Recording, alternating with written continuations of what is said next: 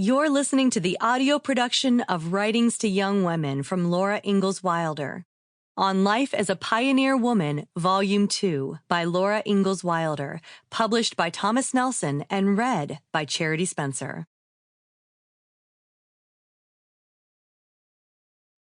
Forward.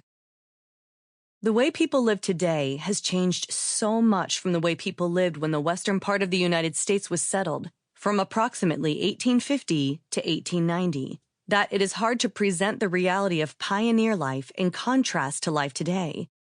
Not only were there no cars and airplanes back then, but also there was virtually no such thing as pre-packaged food, except for some kinds of hard candy and crackers. Grocery stores, or general stores as they were more commonly called, had great wooden barrels of flour, sugar, molasses, and the like.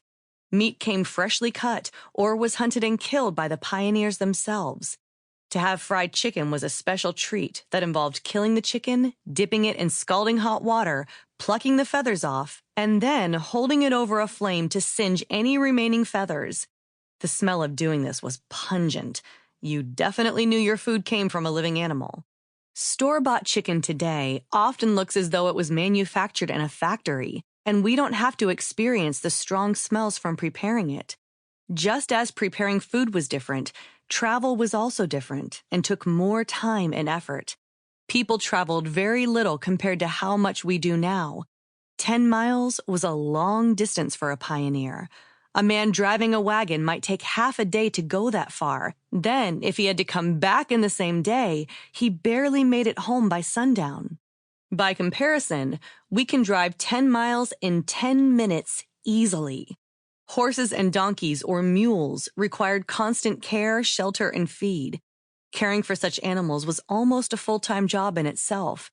Of course, a car requires care too, but it doesn't eat all the time and smell bad or attract flies. Yet, there were many things that made up for the hardships of the old days.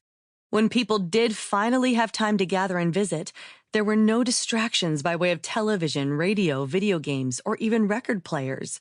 People actually talked to one another, and this led to closer relationships and stronger community ties. People relied on one another and were willing to help their neighbors in times of need.